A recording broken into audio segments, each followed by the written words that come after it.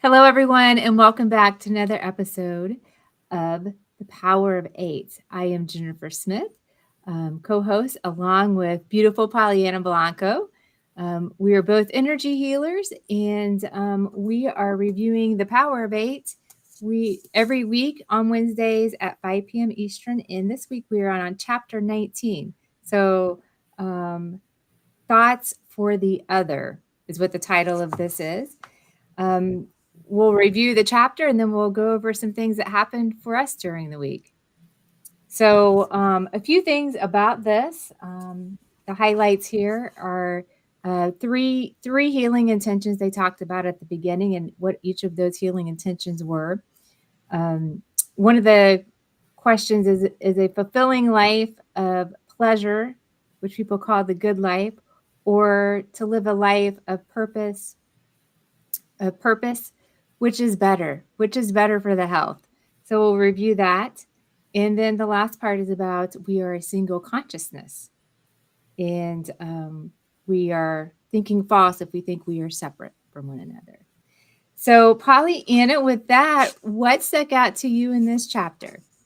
Well, it's actually, I love how you started it off and set everything up. That question is such a powerful one. That's what grabbed my attention, was that whole point about, it's true in our modern lives. We think of I like how you framed it too, Jennifer, the good life, right? The good life that's so close through the media, and that we sort of get programmed and hooked into, that it's supposed to be always easy, pleasurable, easy button stuff, in the sense of, what's in it for me kind of thing, right? Mm-hmm.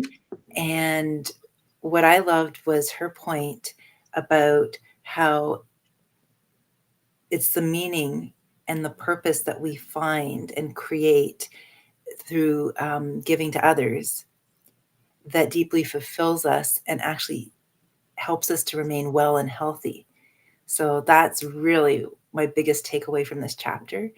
And of course, as always, she goes into all kinds of different studies and everything to back it up. In fact, again, as always, I've underlined so many things in the book. I'll just maybe pull out one of them that stuck out. I've got a couple, okay, right here on page 195.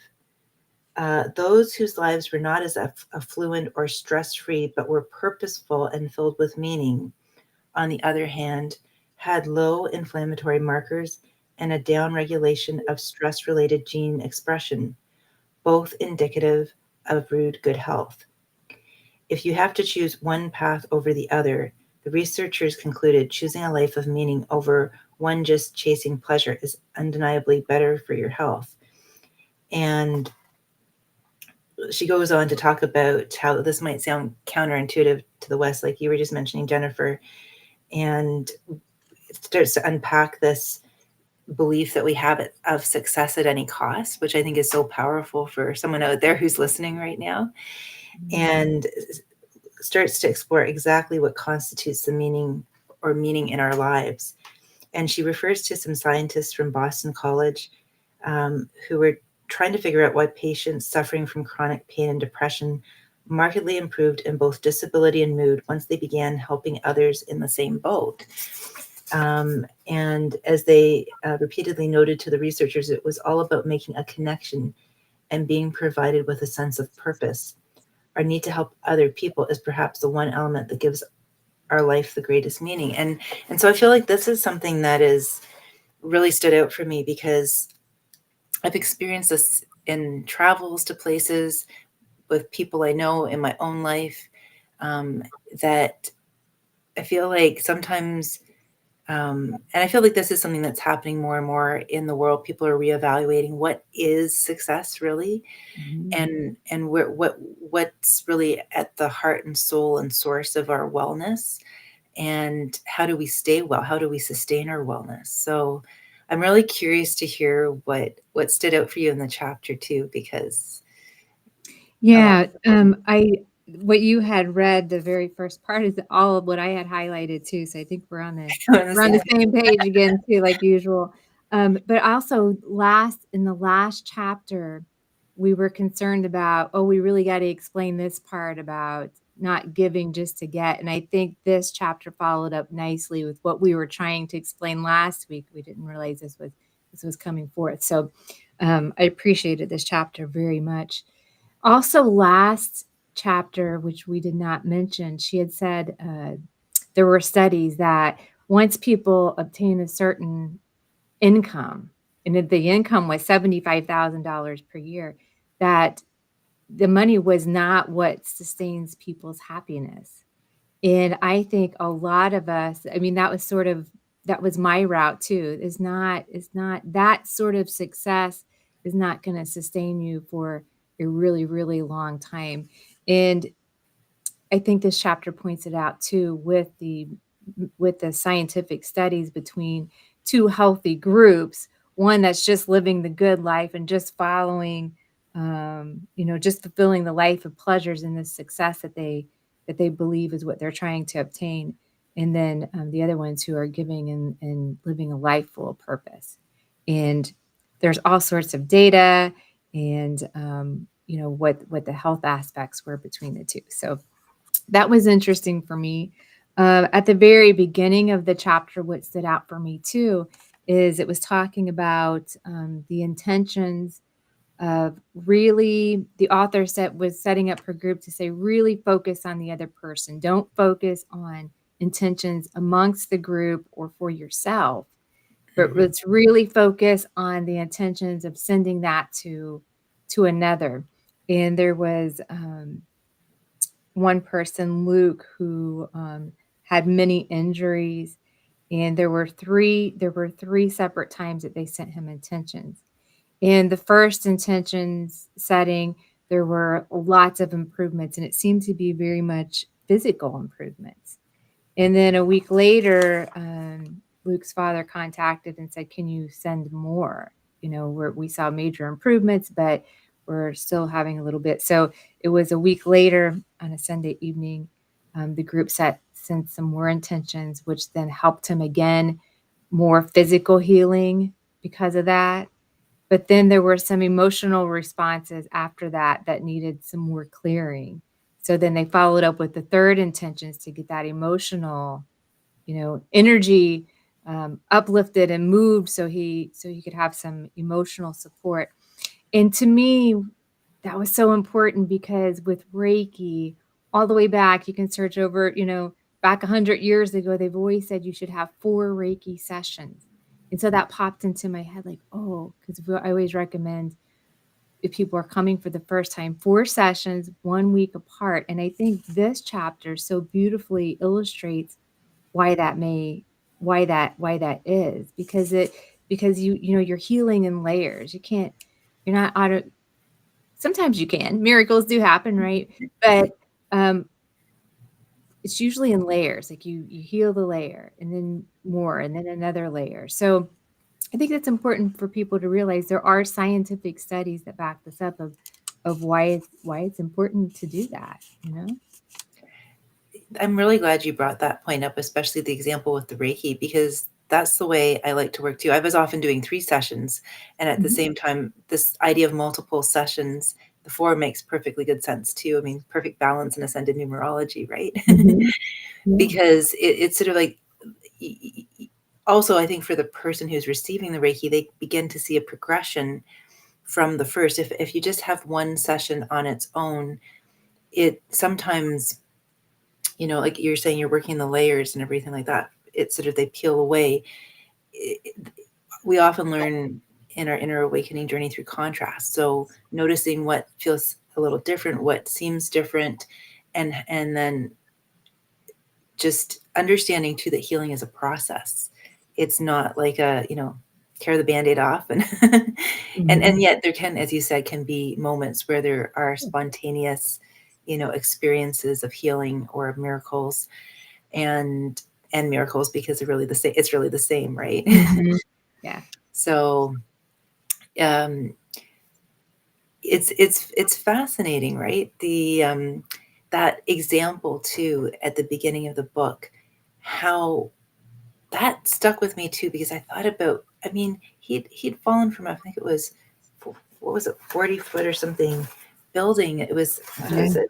40-foot structure. Yeah, 40-foot structure. And I mean, he broke so many parts of his body. I mean, lungs, and bones. I mean, things like it just overwhelming, the number of things he was physically dealing with, as well as the emotional and the mental, and even this, his it's just overwhelming, right? His desire to even be here to deal with it all. The power of that connection from the group sending that no strings, I like how she calls it in the book, it comes up again in this chapter too, no strings attached, healing intention to this young man, and how, like you shared, in just 4 intention groups, the impact was so profound. And what stands out for me, and I feel like we're totally on the same wavelength here as many times, I'm sort of peeling it back to the essence, right? That's the concretize. That was the concrete version. Getting tongue tied here. I'm getting excited. But really, I think this is the one thing that's hidden in plain view for so many of us in our modern, fast-paced, busy lives, is that it's that moment. And I know we've all felt it, and this is kind of getting into the and more already.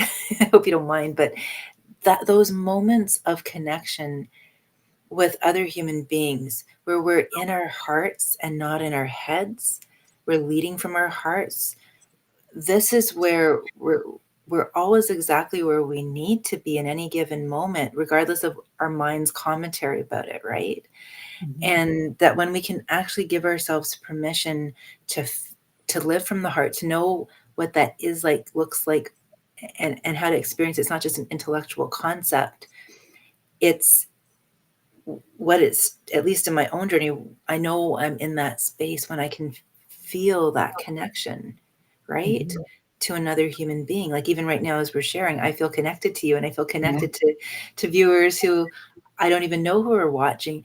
But because at the end of the day, what's so fascinating, and this has been something that's been really present for me this week, it's been getting clearer and clearer, is this tipping point we're at now with the new earth birthing of multidimensional awareness, right? It's beyond even perception. It's what we've been talking about through every single chapter, but it's just, I feel just so inspired right now to share it. It's that this is why I believe what she's finding on a scientific level with the intention experiments is that when we're focused on sending healing and positive intentions to other people, and not just what can I get from it, the impact is really, there is only one of us. And so in every single moment, there's not just one linear timeline, right? There's multiple timelines. And I like to call it like a choose your own adventure novel. So I make one decision to put my focus here, that opens up another timeline. 2 seconds later, my focus goes over here, that opens up another timeline. And so it's like a web. It's not just one line. And if people realize that more, these intention experiments really, especially where we are at the book now, really speak to when we're going through each moment of our day, we are creating our reality.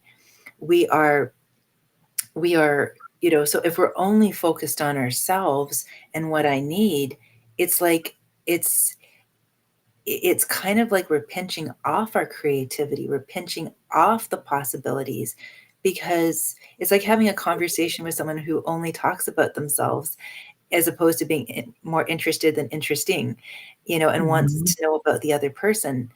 It's like you have that feedback loop when you're sending healing intentions to another person, positive intentions to another person. There really is no other person. It's an expression, of the oneness. So what we send out is that feedback loop, and it's that beautiful, like how we're co-creating each moment. If we were not to put our attention there and look at it, this is why I think people suffer when there's a lack of connection and meaning, and it just feeds into that perception that we're somehow alone and isolated. Okay, I'm going to stop there because that was a lot. That just was coming through. Yeah. Yeah, that's really good. That's really good. And you think about the timelines that we create every moment, like every decision, every thought. Have you experienced where you've, because I've had these and it's difficult to describe, but where it feels like we are eliminating some timelines that we have created in the past? Have you had that experience? Yes, this is the and more part for this, like, very much so in the past week or so, it's been more ever present, like, I've noticed it before in the past. Even today, this okay, I'm gonna share this. I was driving to work today. Oh my gosh, and I know I've had this experience before, but today my reasoning mind was like, "Okay, let's double check the rear view mirror, let's just see." There was a car just ahead of me that was going extra slow, and I was just a little uncomfortable, and I had the opportunity once I turned right onto this other main street to go around that car because I was like, I don't know if they're distracted or if they're on their cell phone, or I just felt a little uncomfortable. So I trusted myself. I listened. I moved into the inner lane. And as I was doing that, and I got just ahead of them because I was going the speed limit, but they were going extra slow, I looked back in my rear view mirror 2 seconds later, and they were nowhere in sight. There was no place for them to turn Mhm. into, and what I was conscious of in that moment was I stayed neutral. I noticed it. I listened to my body as a pendulum kind of thing, as a compass, and I made a choice. And the choice was clear because I am safe on the road. And I looked back and I was like, no, that's not possible. Like my mind, this is my mind speaking, right? And I was like, okay, I'm going to let my mind indulge for a moment because my mind is freaking out, because it's like, my mind is like, wait a second, that's not possible. There's no driveway for them to turn into. The other, that car is another color. That was a white car, that doesn't logically, it doesn't make any sense. And I think the exciting thing about this is that I'm noticing and when we pay attention to these things, this is where I think we have to be really careful at this point, um, on Earth, because we could be having a conversation with someone, and as they shift their focus, their experience of the present moment, even though we appear to be sharing the same moment together, you know, could be markedly different even than ours. And to not get entangled in a right fight about which is more real or true than the other, because this is just the fluidity of it all, right? I don't know if Mhm. that Yeah. makes sense. Yeah. So what you described, I think I've had an experience like that. It was probably about 3 months ago, but it was it's almost like, how did that happen? But I just say thank you for allowing me to experience that. But I'm sure others have experienced it too, especially like if there's like if we're talking about driving a car, if there's like extreme danger or something like that. Sometimes miraculous things will happen to Yes. keep things from happening, and, I know that people have had those type of experiences as well. So that's what we're talking about, Yeah. right?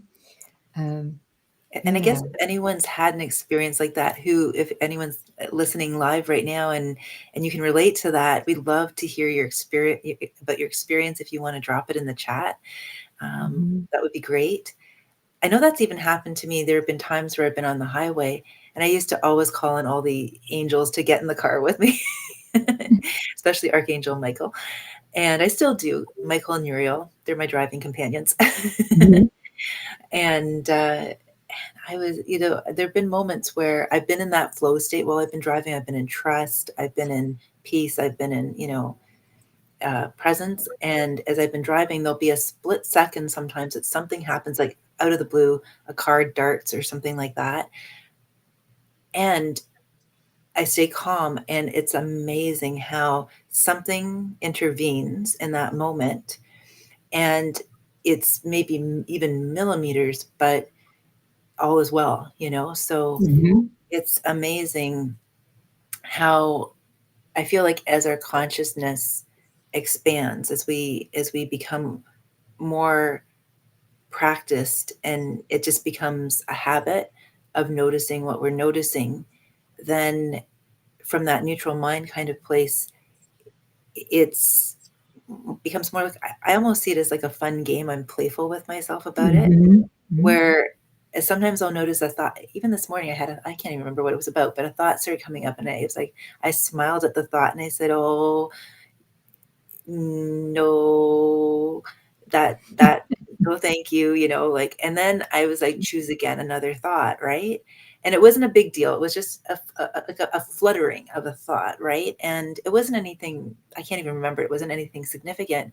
But I just had this awareness that if I go this way with that thought, it means I'm not going the other way, or even it's not even like a full 90-degree, plot twist. It's just like a nuance. It's nuance. So if I go this way with that thought, no, I think this thought feels better. I'm going to go this way, and it's kind of a fun way to live, It, It is. It yeah. is. Yeah. I think it's going to get more fun, even Yes. more fun. I'm excited about it. Was there anything else in the chapter that we wanted to focus upon? I had a few things written down. I thought that were pretty Thanks for significant. indulging me. I know I jumped ahead there. No, it was perfect. Perfect timing. Fit right on in. There were so many things in here. Oh, here's the one focusing, where it says to focus on the other. And I Yeah. thought this was important, where she says, I don't know if I can find it here in the book, but the gist of it was, oh, here it is, page 191. At times, focusing on one's own intention may be the metaphysical equivalent of a watched pot not boiling. So I think that's, we're sometimes if we're focusing on our own intention and what we want of our own life so much that we're holding on to that expected outcome so much that it's not happening. So sometimes directing your focus, just, doing good for others, helping others where they need help, will help.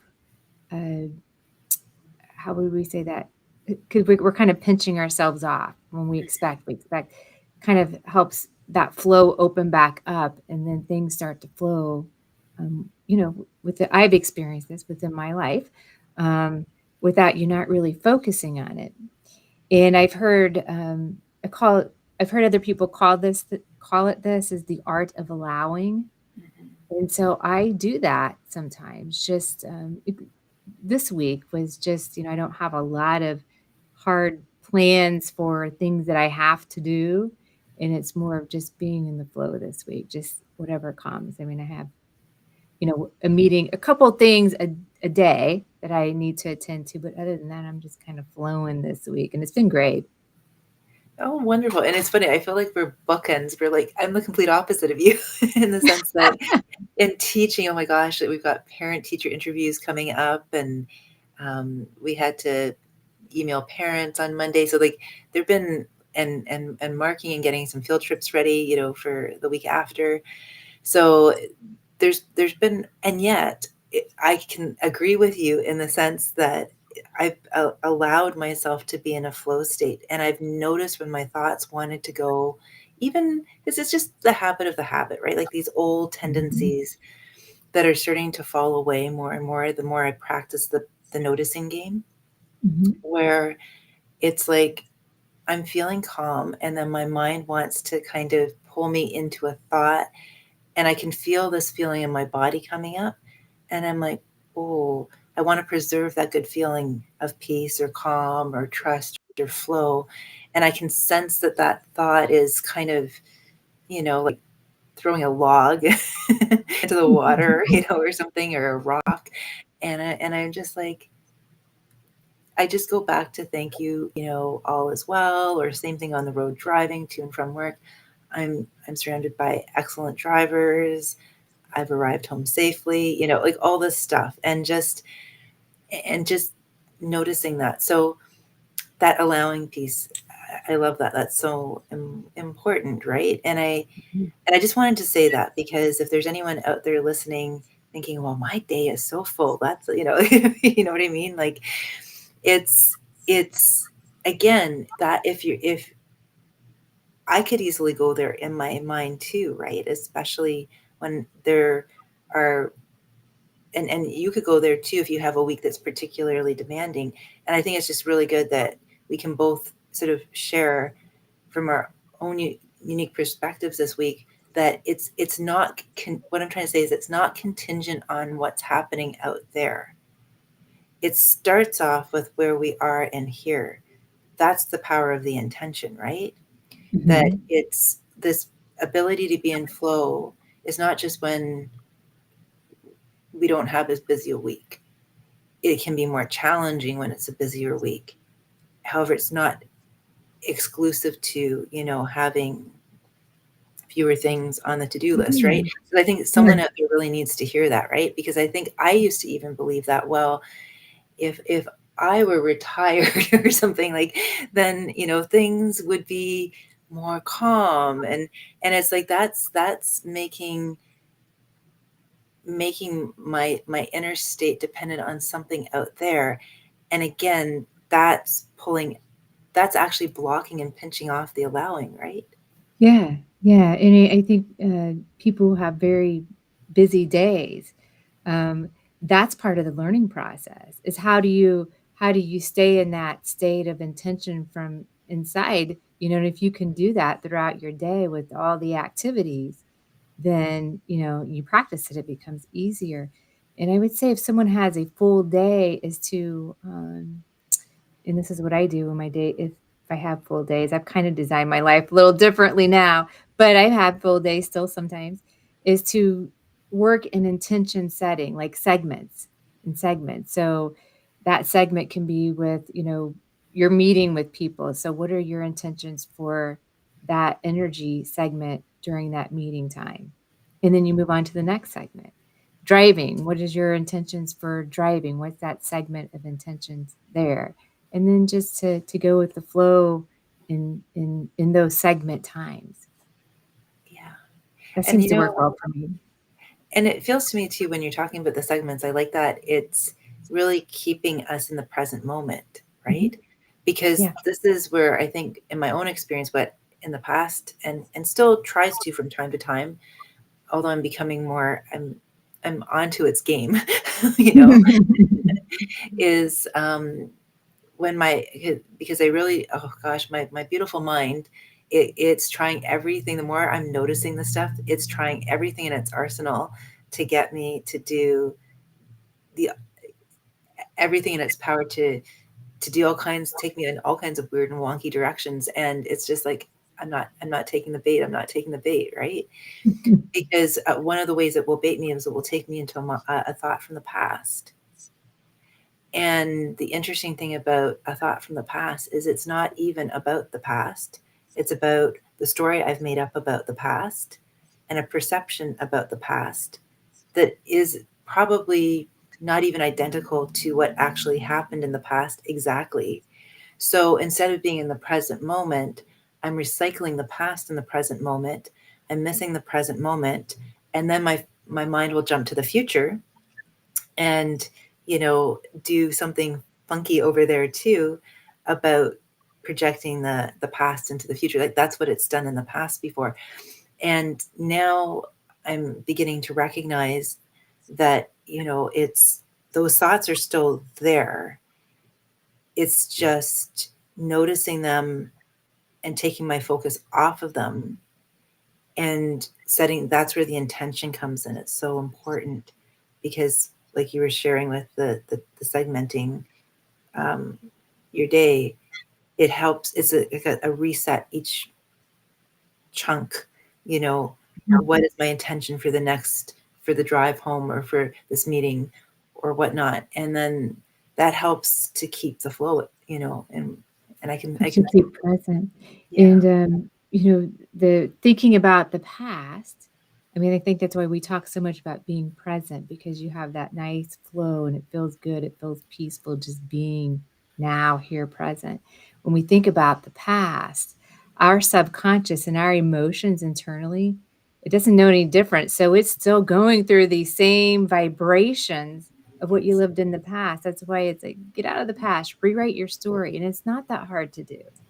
You know, something that keeps coming to my awareness is sometimes I feel like in the healing industry that we talk so much about trauma and just over and over, and it's like, let's just rewrite the story, you know? Let's just I even thought about, does healing the word healing, what do people think when they hear the word healing? Because to me, healing, and really why I started down the path of healing, because it was more of it was, to me, it was more abundance. Like there's more that we can do. We can heal, we can help people heal, we can teach people how to heal.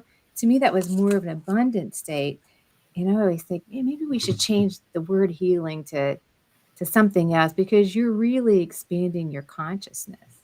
You're, you know, you are unwinding some of the patterns from the past, but sometimes healing can, I think, can make people think there's something wrong whenever you just shift that to everything's good now. Let's just rewrite the story. That's a great point, Jennifer. Like, really and truly, I'm so happy you brought that up, because as you were sharing that too, I've noticed that as well. It there's even like if you say to if someone says to themselves, I'm stuck, or I don't know what to do, then what Mhm. happens to the brain is it just literally gets into a groove, right? Where then it's easy to go on this sort of downward spiral into overwhelm or frustration, which is a different Mhm. frequency, right? Mhm. Versus saying, I know what to do, even if the mind of form is going, what are you talking about? What are you talking about? I know what to do. And then just trust and ask and be open. You know, years ago, one of the best pieces of advice when I was going through an experience of a loss in my life, and I was stepping into a new experience from a friend, she said, just go and be open. And that was a concept I wasn't familiar with. This was like over 20, almost, well, yeah, 20 some odd years ago. And, but it was the best piece of advice someone had ever given me, because, and it was kind of good that my mind of form didn't understand what being open meant, because I just said, okay, I'm going to go and be open, because it just, she was much older than me. It felt wise. It resonated on an emotional level. The frequency of it felt awesome. And there was my mind going, what do you mean be open? We don't understand what it means, be open. And I was just like, I am going to be open, you know, and that intention alone brought magic and miracles into my life. So yes, absolutely. It's so true. I'm so glad you mentioned that. Yeah. And just, you know, I'm stuck, saying that, I'm stuck, I'm stuck. And then changing it to what you said, I know what to do, right? You just kind of, that automatically makes you feel better. I mean, Yeah, just listening to it and saying it to yourself, okay, I know what to do. The first thing, I just need to quiet the mind, yeah. get in the present, everything is well, I know what to do. And then just start talking yourself in that direction, right? And that's how you can come out of that. So no one has to be stuck. There you go. Thank And you. if I were timing you, that took all of like maybe 30 seconds, not even 10 seconds, just to make, and this is the point I just felt really excited about. I'm excited about our conversation today. I love everything that you're sharing and what was in this chapter, because I feel like this is the juiciness of our times. It's like we're right at the early inception of this experience for humanity, which is paradigm shifting in terms of how we go through our daily lives, in terms of how we even it's beyond perception. It's because it's beyond the mind of form. It's just a new way of navigating through our day, and a new way of being in partnership with ourselves and with other, you know, human beings on this planet. And just it's a massive reframe of everything we've understood up until now.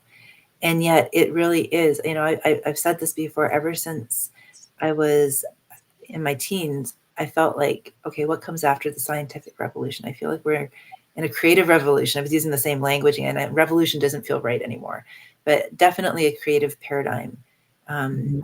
where, you know, multidimensional creativity, really. It's that capacity to, as our consciousness expands, to realize that we are massive creators, and as always, the universe has a sense of humor, because the sort of the well, the punchline is that we've been doing this all along. We just haven't recognized it. And when we recognize it, it's very empowering, because, like we've just been sharing, even in certain circles where there is, on the one hand, that intention to get better, feel better, heal, recover from things.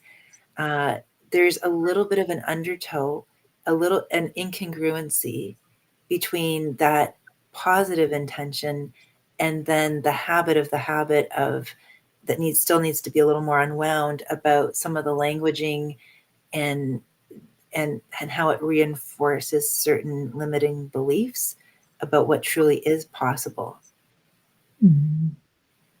Yeah. Yeah. So in today's world, because we see the energies are available now, right? I think people have been able to do that in the past on their own, but now it seems like it's more available, and there's more support for people to move forward with Yes. with their lives, with who they are, and what they want to do, and how they want to express themselves in the world. Yes. It's an exciting time to be alive, because everything's available. Everything's available. And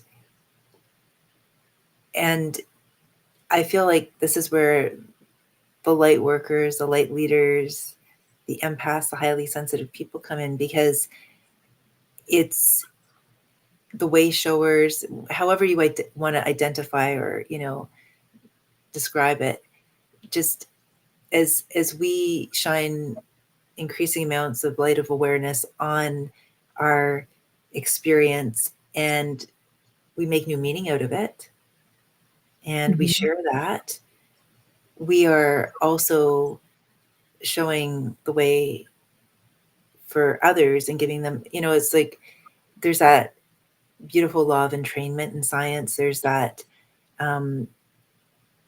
just seeing through, seeing beyond limits is what I want to say. It's not even new eyes, it's seeing beyond limits, and just seeing the limitless possibilities, and realizing that we have this emotional guidance system that can help us to navigate. There's even a game too. I sometimes play this with myself, where it's like, because I think I learned it actually from childhood. I'm going to just do a little, and it's very simple. I remember going for an ice cream sundae one time with my mom when I was little, at one of those counters in a store, lunch counters. And I remember at the time she was on a diet, so she didn't want to have ice cream. And she was watching me eat it. And she said at the end of it, "Was that good?" And I said, "Yes." She goes, "Would more be even better?" And I remember saying, "Yes. Would you like another?" And I said, "Yes," because her father had played the same game with her. And so I have this game around ice cream as a child when I was little, but I also play it in my life now from time to time, where I'll be like, okay, if this feels good, okay, does this feel even better? And does this feel even better than that? So it's like I check in and I listen to myself, because sometimes there's a bit of scaffolding. I'll notice that when I'm in an area of growth where I'm expanding my consciousness, I will try on a new thought, where maybe I've been noticing I've been pinching something off, and it'll feel better. And then I'll ask myself, well, what if I thought this?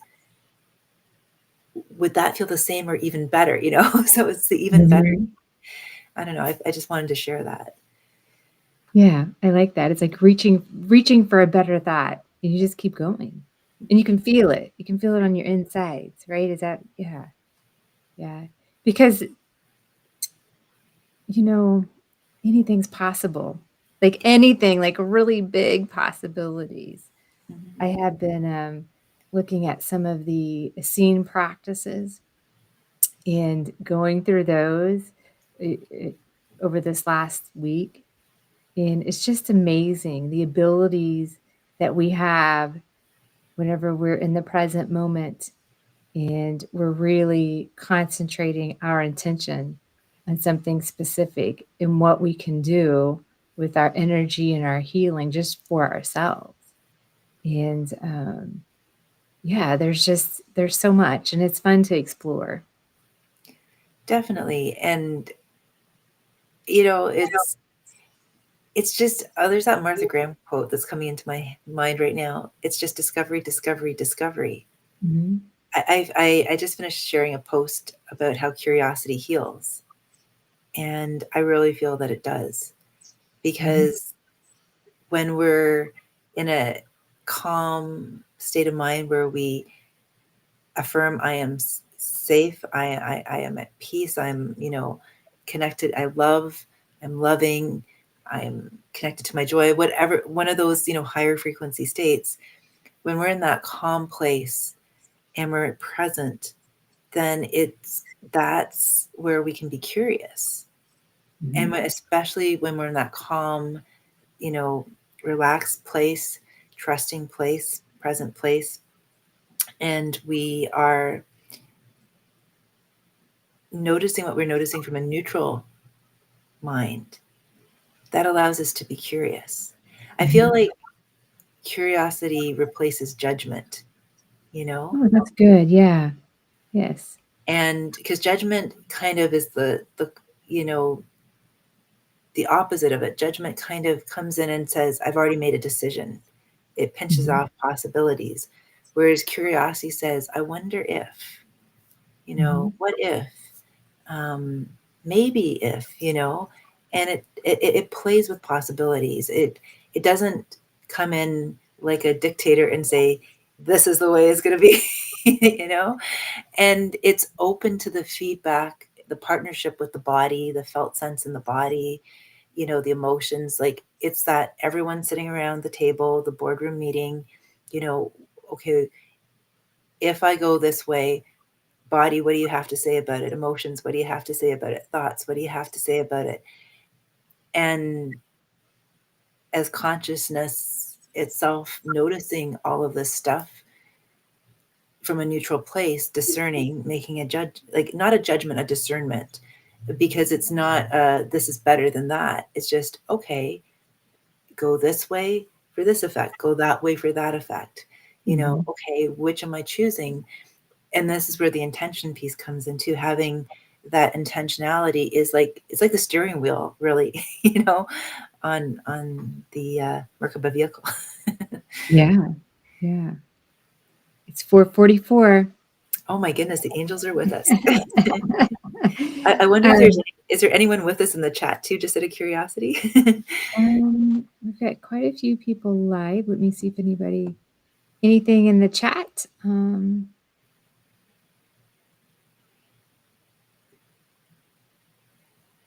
Here we go. No, nothing. I do not see anything in the chat yet for us. Maybe we could just ask people if what we've been sharing is resonating with and for you. If you want to just drop a 1 in the chat. We're all one and on the same page. Just a 1. We'd love to hear from you. Just, of course, only if it's safe to do so. And if you're driving, don't do that. Right. Do not do that. Okay. So let's talk about the and more for this week. Or what's happened. I kind of went through my journaling so I would have a few points of what's happened over the week. For me, well, a couple episodes ago, there was a lot happening just for me, but over the last week, it's been more of the scene practices, which I think it's important because they're available. They're available for everyone. Everyone can do this, and it's amazing. So I just wanted to point that out. And then, yeah, most of my week has been just going with the flow, paying attention to what's surfacing and coming in for me, and then following that lead. I do in the healing room on Thursday. there's still a lot of the pink energies coming in. Oh, And I that's beautiful. actually did a podcast with Medina. She's from Australia, and she has a Rise Humanity. She's been working many years on podcasting and putting out the good news. She's like the Good News Network of things that are happening in Australia. But that was one of the things we talked about is all the pink energies, which was really started to be pretty prevalent to me.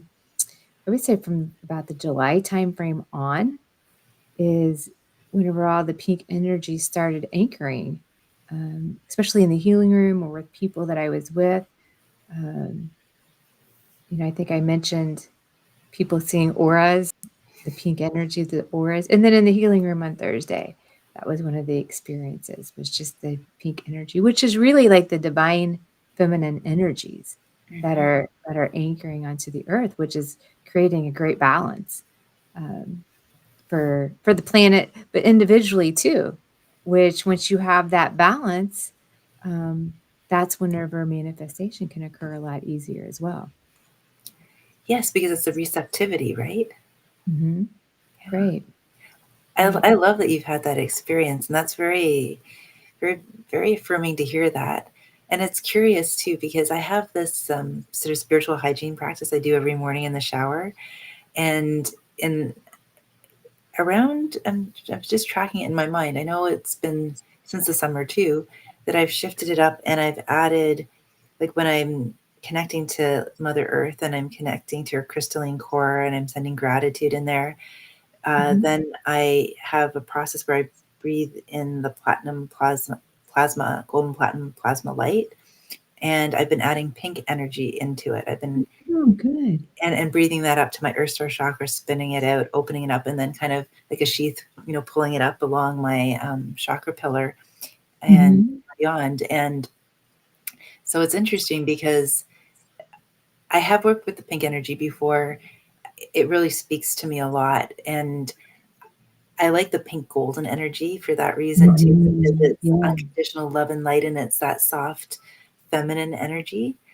And it's even, I don't really do as much. Well, I shouldn't say that. I guess I've reframed how I think about it. I just think about filling myself with light rather than in the past, I used to call it shielding, because I just feel it's more like, I'm going to say this playfully, upping my wattage. And I say feeling with light, right? Feeling with light, because then it makes me smile, right? And then that's nice.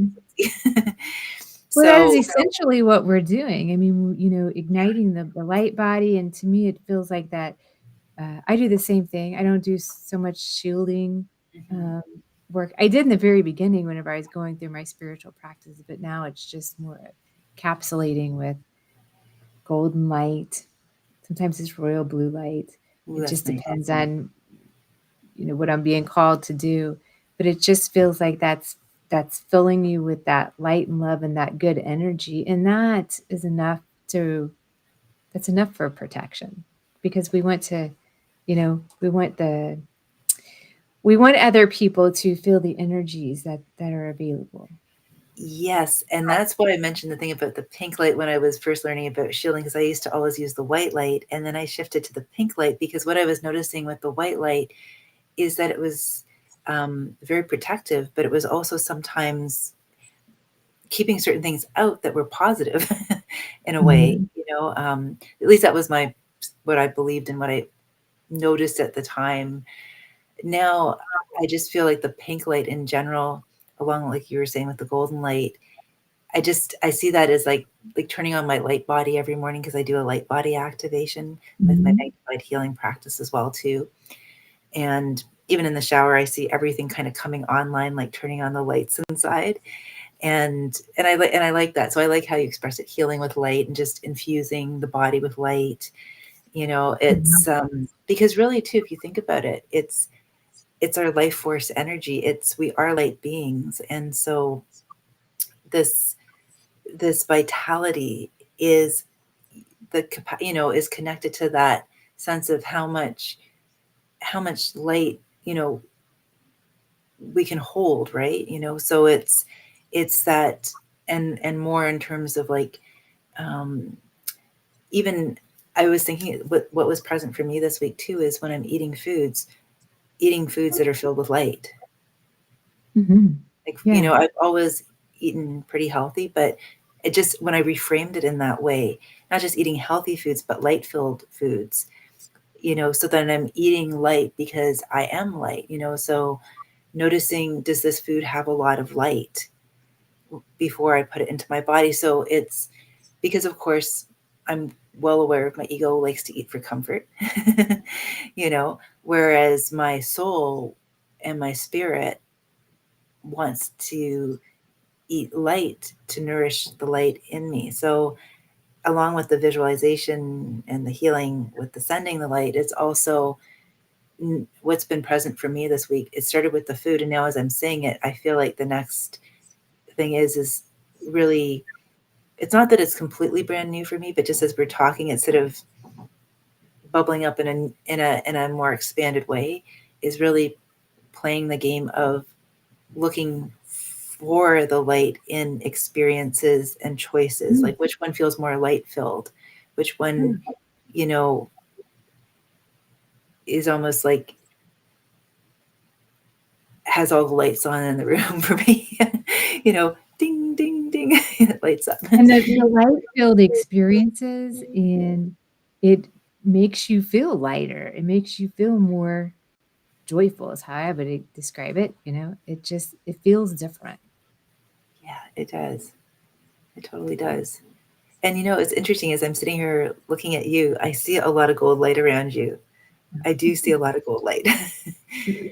Just noticing that. Yeah. Yeah.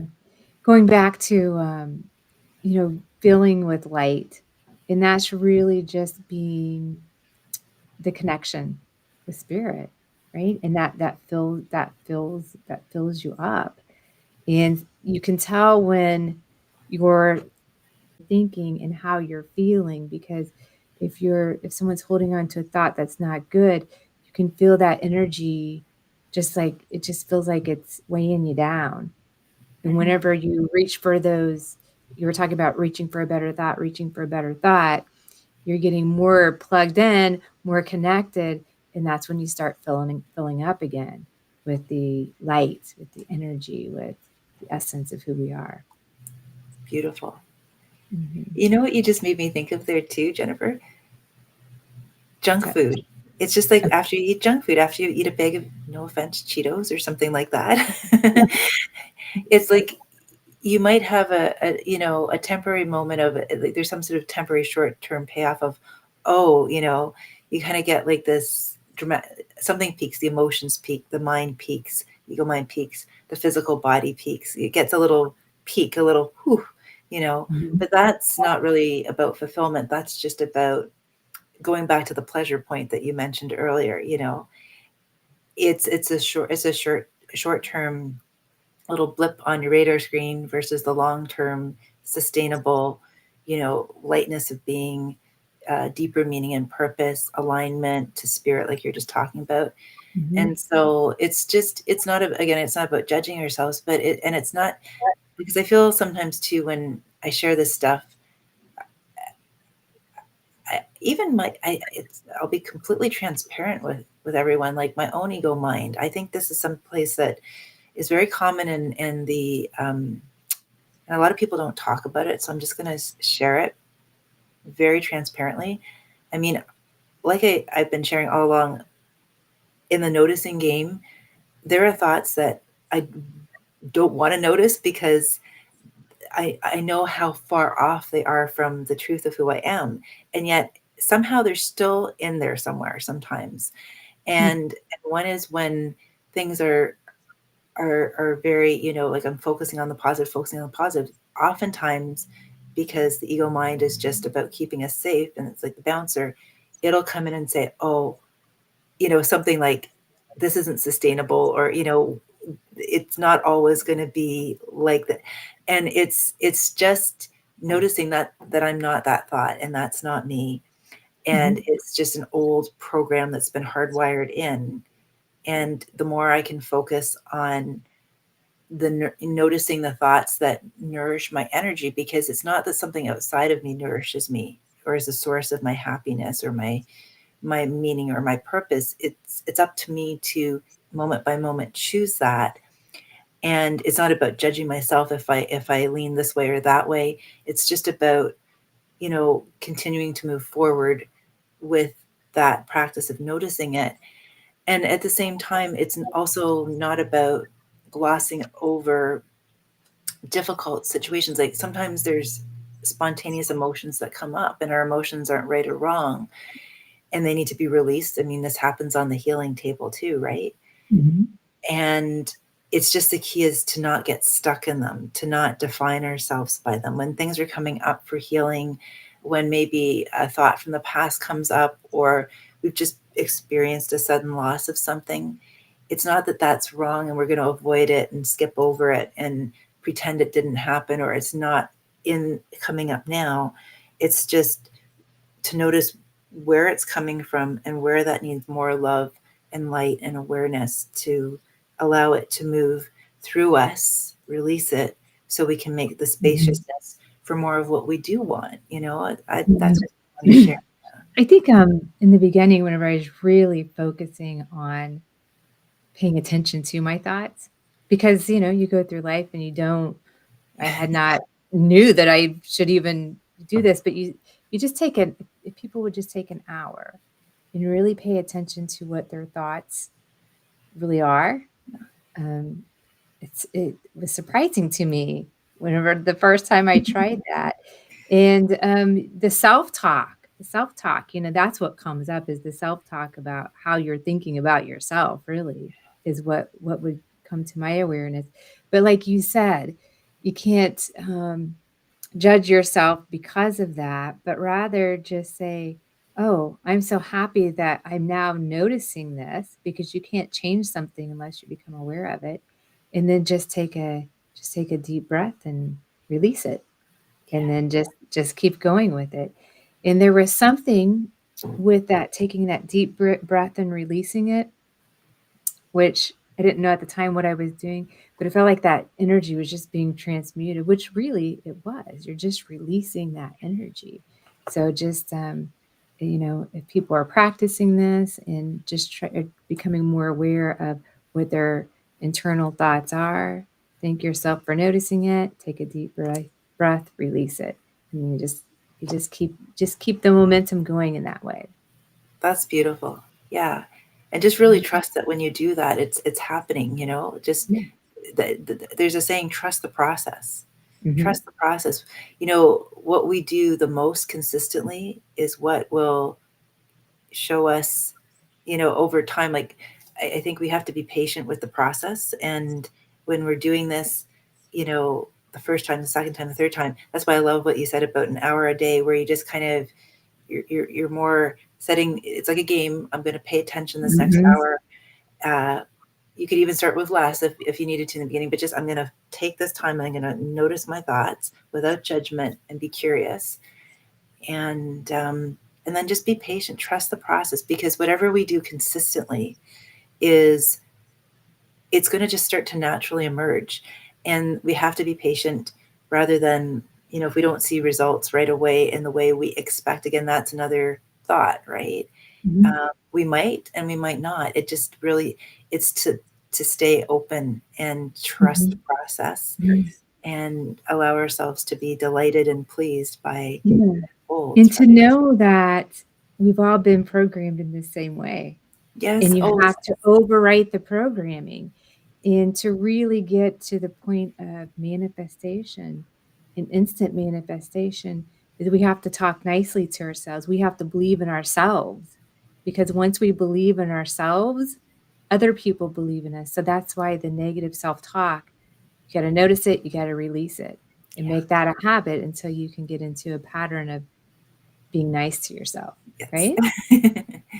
Yes. Be your own best Yeah. friend. Yes. uh, And uh, that's the process. I mean, yeah. that's why it takes time. And it can be very quick for people, or people can drag it out and make it very long. It's just that's the inner work that needs to be done too. Well, People imagine if call you were that inner dating. work. Oh, sorry. Yeah. Yeah. Go Well, ahead, imagine Pamela. Oh, sorry. We're both on the same. We don't usually do that. I'm so sorry. No, go ahead. I was going to say, imagine if you were dating yourself, right? You wouldn't just go 0 to 60 on a date with yourself. You'd be like, you'd start off, just letting it be natural, and, you wouldn't force things. You wouldn't, propose marriage on the second date, Mhm. you would just get to Right. know each other better, and, and be curious and want to learn more about yourself. And, and then Right. over time, it's like naturally you build trust, you build comfort, you build safety, you build intimacy. And then lo and behold, you're walking down the street and someone says, wow, you look great, or you seem so different, or, and then the universe mirrors it back to you, or it comes in all kinds of delightful ways, right? It does, yes. Very much so. So we are an hour in already. Wow, the time flies. We probably need to be wrapping it up. Yeah, do you want to go ahead and take over the summary, or is it any closing thoughts? Just basically, I feel like the cherry on top for today is, the takeaway from this chapter is looking for purpose and meaning, and not even looking for, I'm going to rephrase that, creating purpose and meaning in our lives through where we place our focus and attention. And that starts with showing up for other people, sending, positive intentions out into the world, because it's all one in the end anyways. It's almost like we're sending them to ourselves, but because we've let go of the fact that we're sending it to ourselves, we're acknowledging the oneness. And then it's just this beautiful, it's a feedback loop without needing or expecting it to be one. It's that's the trust fall. That's the moment where we let go. We might have our things that we're co-creating in our life that we want to call in, and then that's the trust fall, where we let go of that and we say, okay, say it's more love that I want to co-create in my life.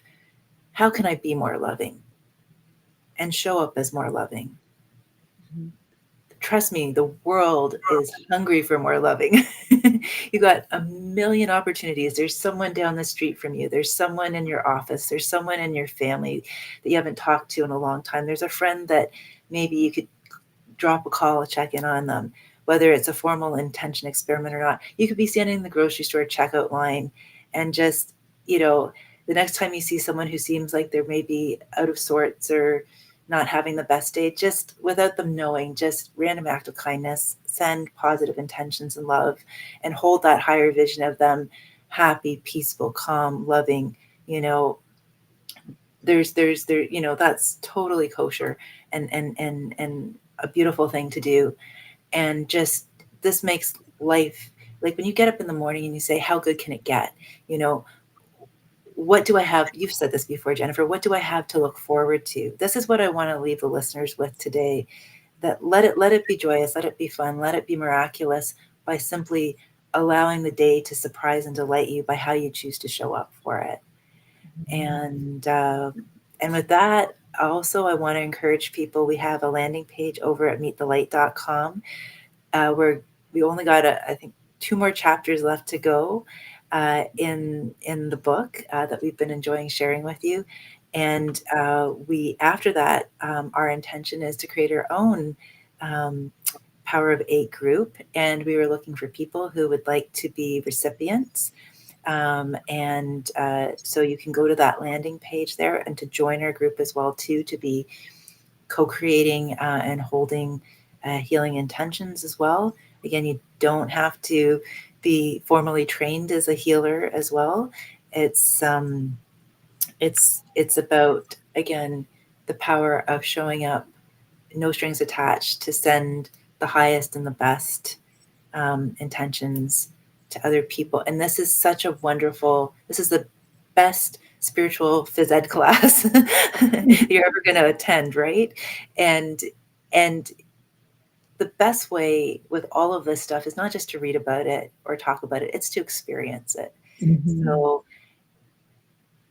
thank you for watching. Thank you for your comments and throughout the different shares we've had. We look forward to connecting with you next week when we're going to be looking at the chapter on a year of intention. Whoa, there we go, setting us up and for what's to follow. And Jennifer, thank you so much for all of your wonderful insights and beautiful shares today. It's always a pleasure, holding this conversation with you and holding space for all the exciting things that are emerging through this with you. It's an honor and a blessing. Likewise. Thank you so much. Thank you, everybody, for joining. Thank you, Pollyanna. And we will see you next week as we go over chapter 20, A Year of Intentions. Bye-bye, everyone.